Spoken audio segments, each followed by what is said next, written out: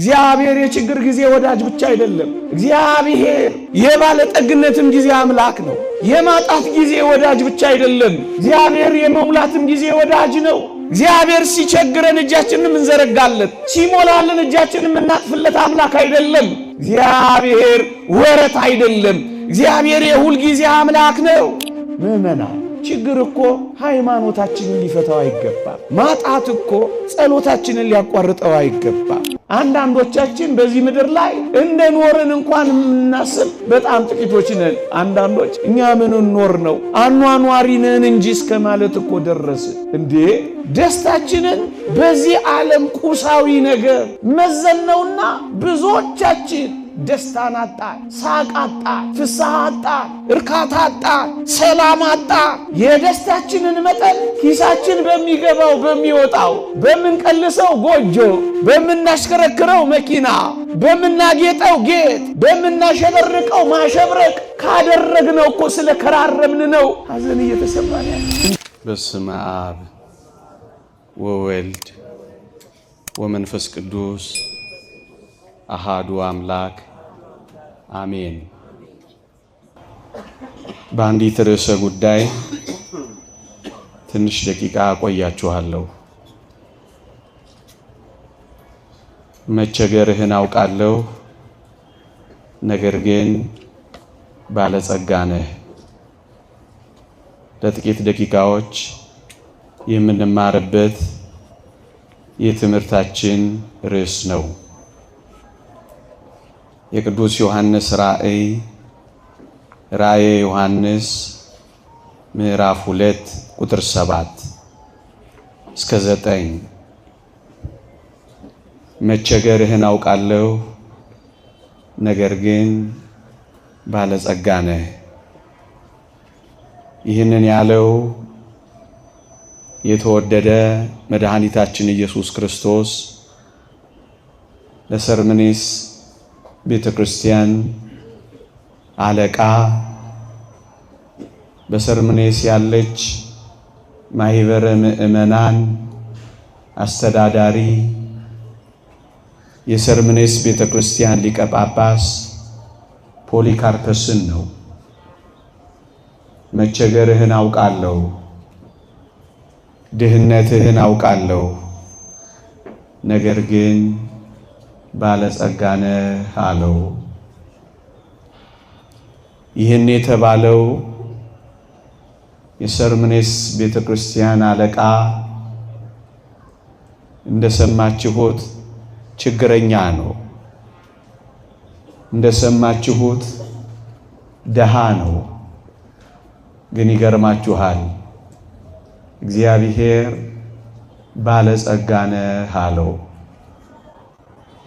እንዴት ግራም ያጋባ ሐሳብ ነው! መቸገርህን አውቃለሁ፣ ድህነትህን አውቃለሁ፣ ማጣትህን እኮ አውቀዋለሁ አለው። ግን አይዞህ ደግሞ እኮ ባለጸጋ ነህ ደግሞ ሲለው እናገኛለን። እንዲህ አይነት ድሃ ባለጸጋ ምን ቢሆን ነው? እንዲህ አይነት ችግረኛ የሆነ ሀብታም ምን ቢሆን ነው? እንደዚህ አይነት ሰው አለ ማለት ነው። ችግረኛ የሆነ ግን ደግሞ ባለጸጋ የሚባል አለ ማለት ነው። አዎ፣ እግዚአብሔር ሲያይ ምእመናን እንደዚህ ነው የሚያየው። ይሄንን ጳጳስና እሱ የሚያስተዳድራት ቤተ ክርስቲያን ተመልከቱ። በጣም ችግረኞች ናቸው። የሚኖሩበት ሀብት ያካበቱት ንብረት የላቸው። እጅግ በጣም በችግር ነው የሚኖሩት። የታወቁ ድሆች ናቸው። ግን እግዚአብሔር በድህነታቸው አይደለም የሚያውቃቸው። ምን ብሎ እንደሰየማቸው ይወት ባለጸጋ እኮ ናችሁ አላቸው። ሊቃውንተ ቤተ ክርስቲያን በሰርምኔስ ያሉ ምእመናንን ለምን ድሃ እንደሆኑ አስቀምጠዋል። ስንፍና ይዟቸው አይደለም ድሃ የሆኑት፣ መስራት ጠልተው አይደለም ድሃ የሆኑት። ታዲያ ምን ሆነው ነው ድሃ የሆኑት ከተባለ በአይሁድና በአሕዛብ ንብረታቸው ተወርሶባቸው ነበረ። ክርስቲያን በመሆናቸው ክርስቶሳውያን በመሆናቸው ሽታቸውን እንኳን ስለጠሉባቸው ከቦታ ቦታ ያፈናቅሏቸው ነበረ። ስራም ያሳጧቸው ነበረ። በዚህ ምክንያት ነው መከራ ሲበዛባቸው ከመከራው ጋር አብሮ ድህነቱም ተጫናቸው። መከራ ሲኖር ድህነትን መከተሉ አይቀሬ ነው ወገኖቼ። ድሆች የሆኑት በአይሁድና በአሕዛብ በሁለት ወገን የሆነ መከራ ደርሶባቸው እንጂ ሰነፎች ሆነው አልነበረም ወገኖቼ። ሁለተኛውን ምክንያት ሊቃውንት ሲገልጹ ምን ይላሉ መሰላችሁ? ክርስቲያን በመሆናቸው እግዚአብሔርን በመከተላቸው ከአንድ ቦታ ወደ አንድ ቦታ አፈናቅለዋቸው በፍልሰት የመጡ በመሆናቸው ድንገት ስለወጡ ሀብታቸውን ንብረታቸውን ትተው ነው የወጡት። በዚህ ምክንያት ነው ድሆች የተባሉት እንጂ ስራ ጠልተው ስንፍና ይዟቸው ቅምጥልነት አምሯቸው ደሃ የሆኑ አይደሉም ወገኖቼ። ለዚህ ነው መቸገርህን አውቃለሁ ግን ባለጸጋ ነህ ያለው። የሚበሉት እስኪያጡ ድረስ ተቸግረው ነበር። ያጡ የነጡ እስኪሆኑ ድረስ ችግረኛ ሆነው ነበረ። ታዲያ እነዚህም ክርስቲያኖች እግዚአብሔር ምናቸውን ቢያይ ነው ባለጸጎች ናችሁ ያላቸው? የዚህ ጳጳስና የነዚህ ምዕመናን ችግር ወገኖቼ ባንክ ያስቀመጡት ገንዘብ ባይኖራቸው፣ አክሲዮን የገዙበት ንብረት ያከማቹበት ሀብት ባይኖራቸው፣ የሚቀማጠሉበት ርስት የሚተማመኑበት ጉልት ባይኖራቸው እነዚህ የሰርምኔስ ክርስቲያኖች አንድ ነገር ነበራቸው። እሱ ምንድነው ካላችሁ ክርስትናቸው ነበር፣ ሃይማኖታቸው ነበር። እግዚአብሔር ያየው ባዶ ሆድ መሆናቸውን አይደለም፣ ሕሊናቸውና ነፍሳቸው በፍቅር እግዚአብሔር መሙላታቸውን ነው ያየው። የሚለብሱት የሚቀይሩት አለመኖሩን አይደለም እግዚአብሔር ያየው። በጸጋ ልብስ በጥምቀት ልጅነት መክበራቸውን ነው ያየው እግዚአብሔር። ወገኖቼ ችግር ክርስትናን አላስተዋቸውም።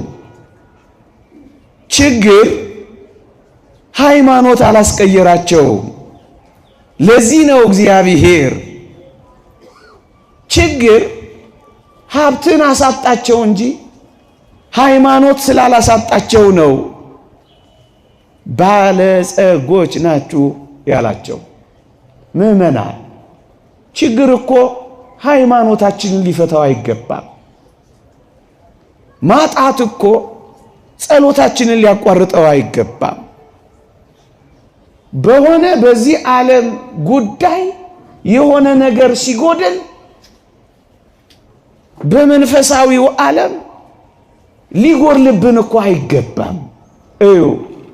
ችግር ያሳጣቸው ሀብት ነው እንጂ ክርስትናቸውን ስላላሳጣቸው ነው ባለጸጎች ናችሁ ያላቸው። ምዕመናን እስኪ የምር እንነጋገር። በዚህ ዘመን እግዚአብሔር እንደሚለን ነው የምናምነው ወይስ ዓለም የምትነግረንን ነው እየተቀበልን ያለ ነው? ወገኖቼ እውነት እንነጋገር ከተባለ ዓለም ድሆች ናችሁ ካለችን ሰንብታን የለ? ለዚህ አይደል ደስታ ይጠፋብን? ለዚህ አይደል ሳቅ ያጠረ? ለዚህ አይደል ጭርምት ኩርምት ያልነው? ለዚህ አይደል ፊታችን የወየበው? ለምንድን ነው እውነተኛ ደስታ ያጣ ነው ከተባለ ይሄ ዓለም የሚነግረንን እየሰማን ስለሆነ ነው። ድሆች ናችሁ ሲለን አሜን አለን። ምስኪኖች ናችሁ ሲለን እሺ አለን። ምንም የሌላችሁ መናጢዎች ናችሁ ሲለን አዘንን፣ ተከዝን። ምናልባት የሚያቀማጥል ቪላ ስለሌለን አንዳንዶቻችን በዚህ ምድር ላይ እንደኖርን እንኳን የምናስብ በጣም ጥቂቶች ነን። አንዳንዶች እኛ ምን ኖር ነው አኗኗሪ ነን እንጂ እስከ ማለት እኮ ደረስ እንዴ!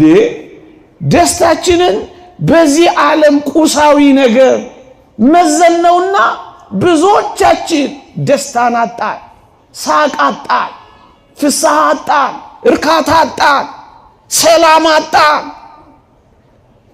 የደስታችንን መጠን ኪሳችን በሚገባው በሚወጣው በምንቀልሰው ጎጆ በምናሽከረክረው መኪና በምናጌጠው ጌጥ በምናሸበርቀው ማሸብረቅ ካደረግነው እኮ ስለከራረምን ነው ሐዘን እየተሰማን ያለው።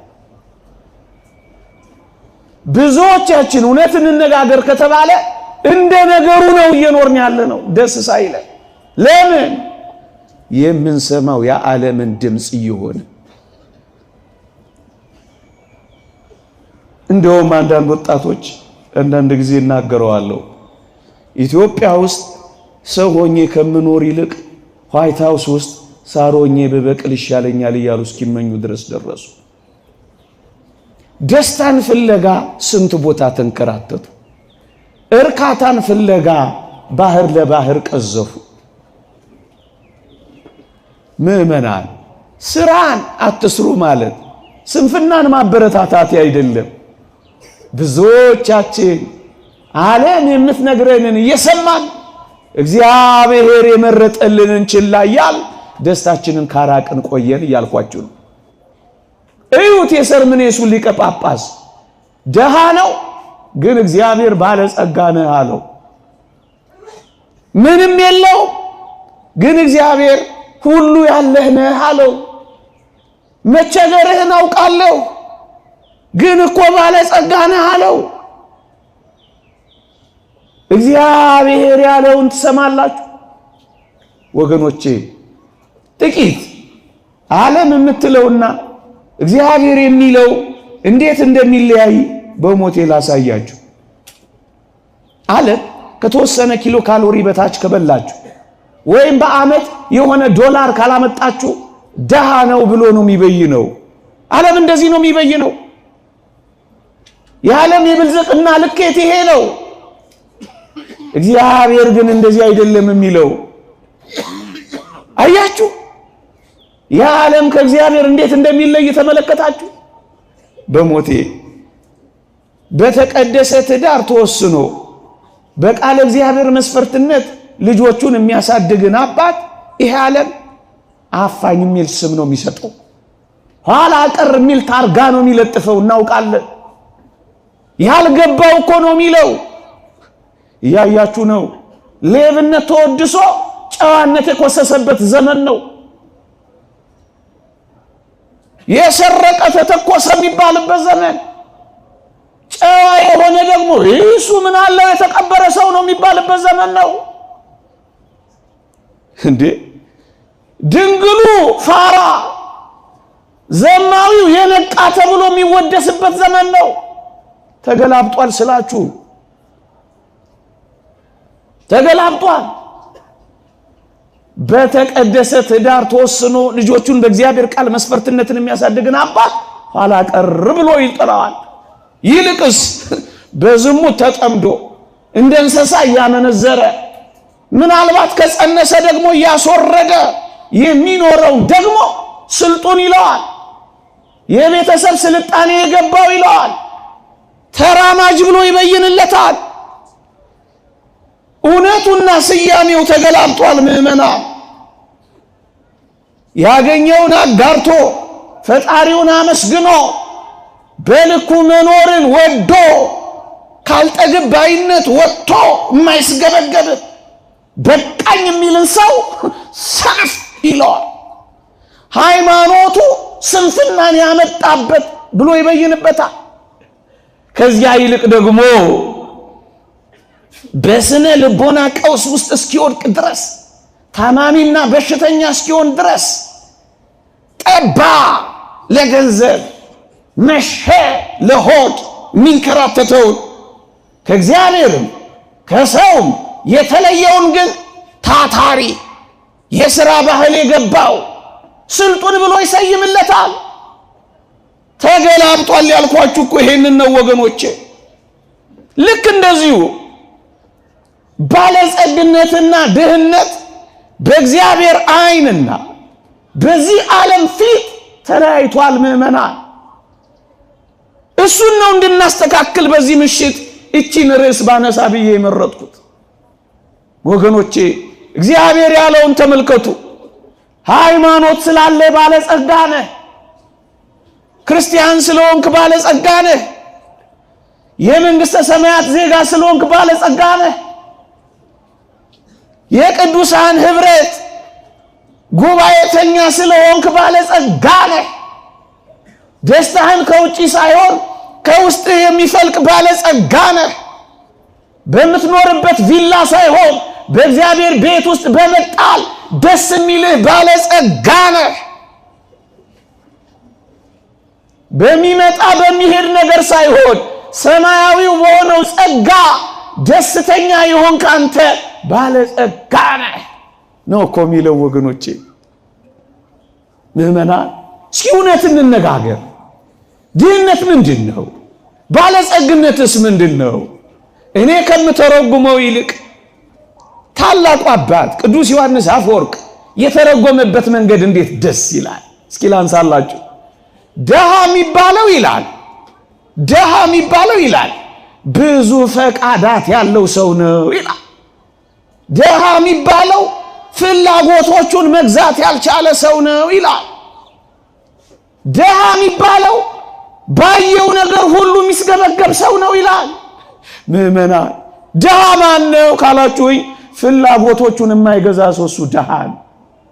ያቺንም ሲያይ የሚያምረው ይህቺንም ሲያይ የሚፈልገው እሱ ምርጥ ደሃ ነው። በአንዲት ሚስት የማይወሰነው ቅብዝብዙ እሱ ደሃ ነው። ፊቱ የሚያበራ ደረቱ የሰፋ ሊሆን ይችላል። እመኑኝ ፈቃዱን መግዛት መቆጣጠር ያልቻለ ምስኪን ነው። ራሱን መምራት ያልቻለ ምስኪን ነው።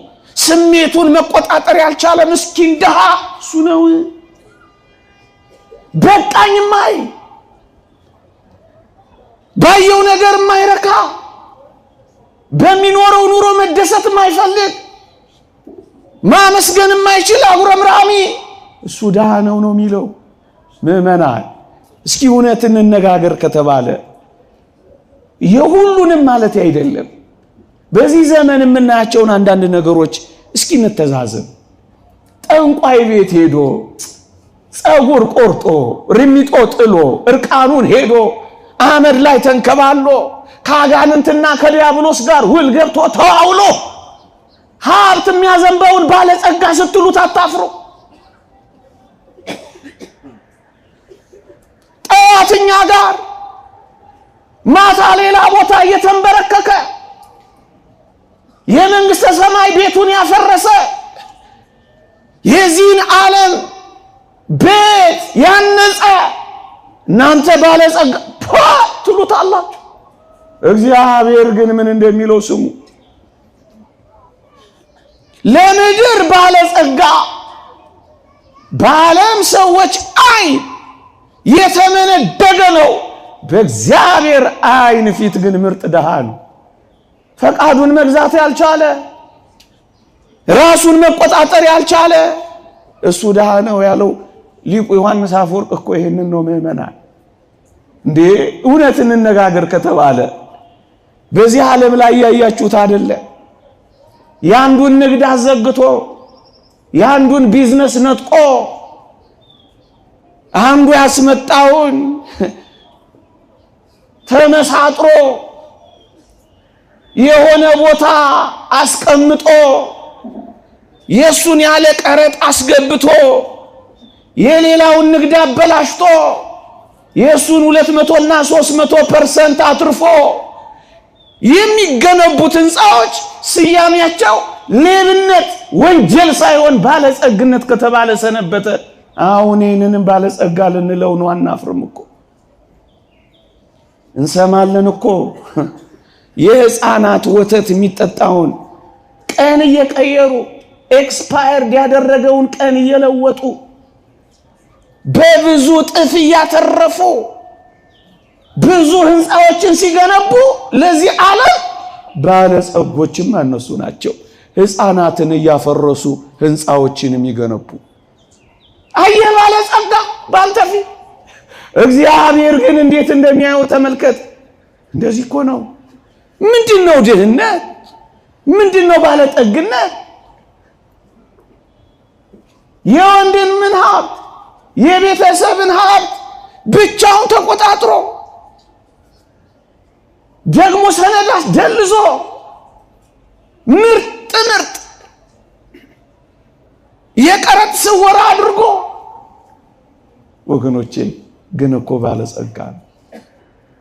ሳያካፍ ግን እኮ ባለጸጋ ነው። እግዚአብሔር የሚለውና እኛ የምናየው እንዴት እንደተለያያያችሁ ምእመናን፣ እናንተን ለማጽናናት ወይም ደግሞ በነገር እንደዚህና እንደዛ እያልኩ ማጽናናት ፈልጌ እንዳይመስላችሁ። እግዚአብሔር የሚያየው እንደዚህ ነው። ችግረኛ ነህ፣ ምስኪን ነህ፣ ጎስቋላ ነህ፣ ግን እኮ ባለጸጋ ነህ። እንዴት? ባለጸጋ ማለትን ሲተረጉመው ሃይማኖቱ የጸና ምግባሩ የቀና ትሩፋት የሚሰራ በጽድቅ የሚመላለስ እሱማ ባለጸጋ ነው ይላል ቅዱስ ዮሐንስ አፈወርቅ። ምእመናን እግዚአብሔር የሚነግራችሁን ትሰማላችሁን ወይስ ዓለም የምትበይነውን ነው አሜን እሺ ብላችሁ የምትቀበሉት? እዩት። የሰርምኔሱ ሊቀ ጳጳስ ችግረኛ ነህ፣ ደሃ ነህ፣ ምንም የሌለህ ነህ፣ ግን ባለጸጋ እኮ ነህ ነው የሚለው። ወገኖቼ ሃይማኖት ካላችሁ ክርስቲያን ከሆናችሁ የመንግስተ ሰማያት ተስፋ ካላችሁ በንጽህና ለመመላለስ ከተጋደላችሁ የእግዚአብሔርን ተስፋ ከጠበቃችሁ የታረመ መልካም ጸባይ ካላችሁ ጥቂት በጥቂት በጽድቅ ከተመላለሳችሁ እውነቱን ልንገራችሁ በዓለም ፊት ችግረኞች በእግዚአብሔር ፊት ግን ባለጸጎች እናንተ ናችሁ። ቦታውን እናቀያይረውማ በሞቴ ፎርብስ መጽሔት አንተን ላያውቅህ ይችላል። እነ ቢል ጌትስ የተሰለፉበትን ድርድር ጭራሽ ላደርስበት ትችላለህ። ግን እመነኝ ስምህ በመንግሥተ ሰማያት ስለተጻፈ ደስ ይበል። አይወቅሃ ፎርብስ መጽሔት አይጥራሻ የዚህ ዓለም መዝገብ አይወቅሃ። የእግዚአብሔር መዝገብ ካወቀህ ደስ አይልህ። ቅዱሳን ሐዋርያት አጋንንት እኮ በስምህ ተገዙልን ብለው መጡ። ደስ እያላቸው እየተፍነከነኩ መጡ። ስማቸው ዝነኛ ስለሆነ በምድር ላይ አጋንንት ስለወጡላቸው ደስ እያላቸው መጡ። ጌታችን ግን እንዲህ አላቸው፣ በሞቴ ስሙኝ፣ አጋንንት ስለተገዙላችሁ በዚህ ደስ አይበላችሁ፣ ይልቅስ ስማችሁ በሰማያት ስለተጻፈ ደስ ይበላችኋል። እህቴ የደስታሽ ምንጭ ምንድን ነው? የእግዚአብሔር መሆንሽ ነው? ወንድሜ የሰማዩ ርስት ወራሽ ለመሆን የዚህች ቤተክርስቲያን አባል መሆንህ ነው። ከቅዱሳንና ከሐዋርያት ጋር ባለ ሀገሮች በመሆን ደስ ይልሃል። በምን ደስ ትሰኛላችሁ? እኔ ክርስቲያን ነኝ እያላችሁ ትስቃላችሁ፣ ደስ ይላችኋል። ምእመናን መቸገርህን አውቃለሁ ግን ባለጸጋ ነህ። ሌላ ላሳያችሁ የዚህ ተገላባጭ ራዕየ ዮሐንስ ምዕራፍ 3 ቁጥር 17 ላይ ሎዶቅያ የምትባል ማህበረ ምእመናን ቤተክርስቲያን ደግሞ ታገኛላችሁ። አሁን ሰርምኔስን የነገርኳችሁ የሎዶቅያን ማህበረ ምእመናን የሎዶቅያን ክርስቲያኖች ደግሞ ላስታውሳችሁ። ሎዶቅያ ማለት ደግሞ የወደብ ከተማ ናት። ብዙ መርከቦች ያልፉባታል። የንግድ እንቅስቃሴ ይሞላባታል። ማዕድን ማውጫ አላት። የሐር ማምረቻ አላት። የአይን ክሊኒኮች አላት። በዚህ ምክንያት በሎዶቅያ የሚኖሩ ክርስቲያኖች በጣም ባለጸጎች ሆነዋል። ሀብታሞች ሆነዋል። ገንዘብ የሞላባቸው ሆነዋል። ክርስቲያኖቹን እኮ ነው የምነግራቸው። እንደውም ከዚህ የተነሳ የከፍተኛው መደብ አባላት ወደ መሆን ደርሰዋል። እግዚአብሔር ግን ምን እንዳላቸው ስሙ። በሞቴ ስሙ ላንብብላችሁ። እንዲህ ይላል ጎስቋላ፣ ደሃ፣ ምስኪን፣ እውር፣ የተራቆት መሆንህን ስለማታውቅ አይላቸው መሰላችሁ? እነሱ እኮ በገንዘብ ባለጸጎች ናቸው። ግን እግዚአብሔር ምን አላቸው? ድሆች አላቸው። እነሱ እኮ ማህበራዊ ደረጃቸው ሁሉ የሚፈልጋቸው ሆኖ ሰው የሰበሰባቸው ሰው የከበባቸው እኮ ናቸው። ግን ምን አላቸው? ምስኪን አላቸው። ሐር እያመረቱ ሐር የሚደርቡ እኮ ናቸው። ግን ምን አላቸው? የተራቆት ካላቸው በጣም ቅምጥሎች ያማሩ ሆነዋል። ግን ምን አላቸው? ጎስቋሎች አላቸው። የአይን ክሊኒክ አላቸው ብያችኋለሁ። ያበራ ነው አይናቸው። ግን ምን አላቸው? እውር አይላቸው መሰላችሁ እግዚአብሔር። ለምን? በሞቴ ለምን እንደሆነ ልንገራችሁ። ስለ ሀብታቸው እግዚአብሔርን ከማመስገን ይልቅ ወገኖቼ እግዚአብሔርን በመፈለግ ግዴለሾች ሆነው አግኝቷቸዋል። ግዴለሾች ሆነው አያቸው። ምን ማለት እንደሆነ ታውቃላችሁ? ገንዘብ ስለሞላላቸው እግዚአብሔር ብዙም የማያስፈልጋቸው ሆነዋል። ምን ማለት እንደሆነ ታውቃላችሁ? እግዚአብሔርን የችግር ቀን ወዳጅ አድርገውት ከርመዋል። እግዚአብሔር የሚያስፈልጋቸው ችግር ሲገጥማቸው እንጂ ሀብት የሞላቸው ንብረት የደረጃቸው ቀን እግዚአብሔርን አልፈለጉትም፣ ተዉት። ወገኖቼ ሃይማኖታቸውን ችላ አሉት፣ ምግባራቸውን አሳሱት። ስለዚህ ምን አላቸው? ደሃ አላቸው። ግን እኮ በጣም ባለጸጎች እኮ ናቸው። እንደውም የከፍተኛው መደብ አባላት ናቸው። ግን ምን አላቸው? ድሆች። ለምን? እግዚአብሔርን እየተዉት መጥተዋል። ምዕመናን፣ እግዚአብሔር የችግር ጊዜ ወዳጅ ብቻ አይደለም። እግዚአብሔር የባለጠግነትም ጊዜ አምላክ ነው። የማጣት ጊዜ ወዳጅ ብቻ አይደለም። እግዚአብሔር የመሙላትም ጊዜ ወዳጅ ነው። እግዚአብሔር ሲቸግረን እጃችንን እንዘረጋለን፣ ሲሞላልን እጃችንን እናጥፍለት አምላክ አይደለም። እግዚአብሔር ወረት አይደለም። እግዚአብሔር የሁል ጊዜ አምላክ ነው። እነዚህ የሎዶቅያ ምዕመናን ግን ሲቸግራቸው ጊዜ የሚፈልጉት ሲሞላላቸው ጊዜ የሚተዉት አይነት ሆነው አገኛቸው። ስለዚህ ምን አላቸው? ችግርተኞች አላቸው፣ ድሆች አላቸው፣ ጎስቋሎች አላቸው፣ እውር አላቸው። ምዕመናን፣ ባለጠግነት እንዴት እግዚአብሔርን እንደሚያስረሳያችሁ ወገኖቼ። የምድር ባለጸግነት ባለጸጋውን እግዚአብሔር የሚያስረሳችሁ ከሆነ ባለጸግነት ይቅርባችሁ። እደግመዋለሁ፣ የዚህ ዓለም ሙላት የሰማዩን ሙላት የሚያሳጣችሁ ከሆነ የዚህ ዓለም ሙላት ይቅርባችሁ። አንተ የባለጸግነትን ጸጋ ሰጠኸኝ፣ አንተን የሚያስተወኝ ከሆነ የባለጸግነትን ጸጋ ከኔ ውሰደው በሉት እባካችሁ። ይህን ዓለም አጣችሁ፣ እግዚአብሔር ዓለማችንን ብናገኘው አይሻላችሁ? በመጥገብ ጊዜ እግዚአብሔርን ስለረሱት ነው። ምን ያላቸው? ድሆች አላቸው፣ ባለጸጎች። አይናማዎቹን እውር አላቸው፣ ቅምጥሎቹን ጎስቋላ አላቸው። በሐር ያሸበረቁትን የተራቆትክን አላቸው። ምእመናን እግዚአብሔር እንዴት ያየን ይሆን? አስባችሁታ? ቤታችን የሞላውን የሰላውን ንብረት የሚያይ እንዳይመስላችሁ እግዚአብሔር የውስጥ የነፍሳችንን ውበት ያየዋል። እግዚአብሔር አላችንን ብቻ የሚመለከተው እንዳይመስላችሁ እግዚአብሔር ውስጣችን፣ የውስጥ ልብሳችን፣ የውስጥ ጌጣችን፣ በውስጥ የምንለብሰውን ጸጋ እግዚአብሔርን ነው እግዚአብሔር የሚያየው። ምእመናን በዚህ ባለው ነገር እባካችሁ ሀብታም፣ ደሃ፣ ባለጸጋ፣ ምስኪን መባባል እናቁም። ይልቅ በእግዚአብሔር ዓይን እንደዚህ መተያየት እንጀምር። የነፍስ ባለጠግነት፣ የእግዚአብሔር ቤት ሙላት፣ የሰማያዊ ሕይወት ጎዳና ባለጸግነት ነው ለእኛ ለክርስቲያኖች የሚያስፈልገን ወገኖች። ይሄን ዓለም ቢኖረን አንጠላም። ባለጸግነት በራሱ የሚነቀፍ ነገር አይደለም፣ በፍጹም አይነቀፍም። አብርሃም ባለጸጋ ነበረ፣ ኢዮብ ባለጸጋ ነበረ። በጣም ብዙ አይነቀፍም ባለጸግነት። ይሄን ስናስተምር ባለጸግነትን እየነቀፍን እንዳይመስላችሁ።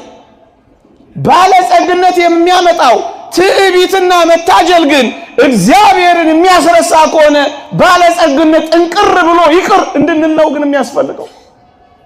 ባለጸግነታችን ጸሎት የሚያስተወን፣ ባለጸግነታችን የእግዚአብሔርን ቤት የሚያስረሳ፣ ባለጸግነታችን ካህናትን እንድንንቅ፣ ባለጸግነታችን በተጋነነ የሀብት አድናቆት ምክንያት ይህን ዓለም የሚያጋድለን ከሆነ ይቅርብን እንድንል ነው።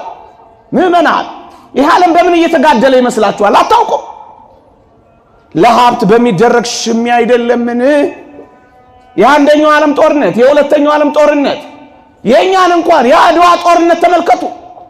ጥሬ ዕቃ ለማግኘት ሲባል አፍሪካን ቀኝ ለመግዛት የተደረጉ ወረራዎች አልነበሩም? ሽሚያ እኮ ነው።